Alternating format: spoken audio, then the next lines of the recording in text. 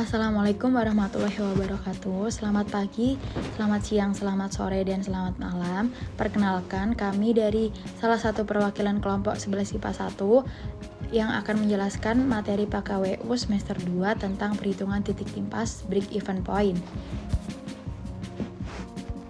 Yang pertama-tama akan kami jelaskan pengertian dan manfaat dari BEP. Pengertian dari BEP atau break-even point adalah suatu keadaan di mana perusahaan tidak mengalami kerugian ataupun keuntungan. Dalam artian, total pengeluaran sebanding dengan total pemasukan. Hal ini terjadi karena penjualan hanya mampu menutup biaya variabel dan biaya tetap, sehingga keadaan menjadi seimbang tanpa laba ataupun rugi. Manfaat dari BEP sendiri adalah 1. Sebagai alat perencanaan penghasil laba. Yang kedua, untuk memberikan informasi berbagai tingkat volume penjualan yang kemudian diproses untuk menghasilkan laba menurut tingkatan penjualan. Yang ketiga, untuk mengevaluasi laba secara keseluruhan. Yang keempat, agar sistem laporan mudah dibaca dan dimengerti. Lalu akan kami jelaskan komponen penghitungan titik impas BEP. Yang pertama, komponen dasar penghitungan yang terdiri dari fixed cost, merupakan biaya konstan baik adanya tindakan produksi maupun perusahaan tidak berproduksi. Contohnya, biaya tenaga kerja, biaya penyusutan mesin, dan lain-lain. Yang kedua, variable cost. Variable cost merupakan biaya per unit yang sifatnya dinamis, bergantung dari tindakan volume produksinya. Jika produksi yang dirancang untuk meningkat, maka variable cost pasti juga meningkat. Contohnya, biaya bahan baku, biaya listrik, dan lain-lain. Yang ketiga, selling price. Selling price merupakan harga jual per unit barang ataupun jasa yang telah diproduksi. Lalu, ada rumus yang digunakan untuk analisis BEP, yaitu unit dasar untuk mendapatkan titik impas adalah BEP sama dengan VC per dalam kurung P per VC.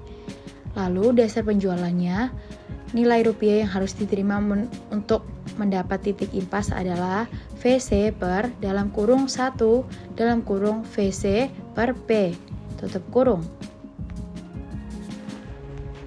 Dan kini kami akan jelaskan cara menghitung biaya pokok produksi usaha. Bisa dilihat terdapat grafik yang tertera di layar. Kurva BEP berkaitan antara jumlah unit yang dihasilkan dan volume yang terjual digambar di sumbu X, sedangkan antara pendapatan dan penjualan ataupun penerimaan dan biaya di sumbu Y.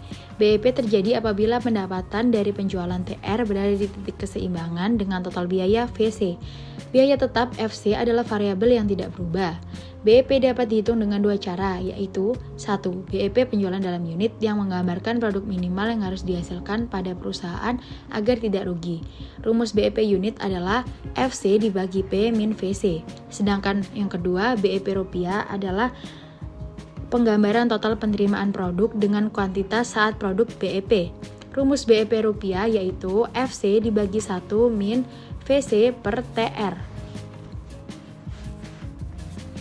Lalu kami tambahkan margin of safety.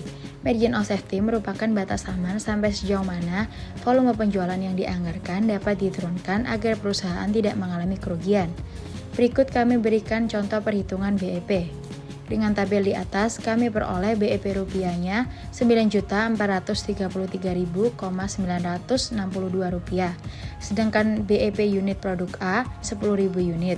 Sedangkan BEP unit produk B adalah 11.111 unit. Lalu kami tambahkan contoh lain penghitungan BEP dengan tabel yang tertera di layar saat ini. Dengan tabel yang tertera, kami dapat tentukan BEP unitnya sebesar 132.000 unit, sedangkan BEP dalam rupiahnya 2.640.000. Lalu, kami akan hitung lagi berapa buah barang yang harus dijual agar perusahaan untung 90.000. Kami gunakan rumus laba sama dengan harga jual diminus dengan total biaya. Karena kami tahu laba yang kami inginkan 90.000, maka kami cari harga jualnya yang kami temukan sebesar Rp2.282.000. Yang terakhir kami jelaskan evaluasi perhitungan titik impas BEP. Yang pertama, analisis BEP. Analisis BEP digunakan untuk mengetahui tingkat volume penjualan sebelum perusahaan mengalami untung ataupun rugi, sehingga hal tersebut dapat digunakan manajer untuk menentukan perencanaan penjualan.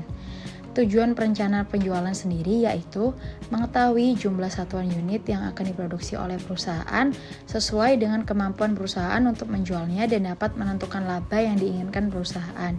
Perencanaan laba memiliki hubungan antara biaya, volume, dan harga jual. Biaya menentukan harga jual untuk mencapai tingkat laba yang dikehendaki.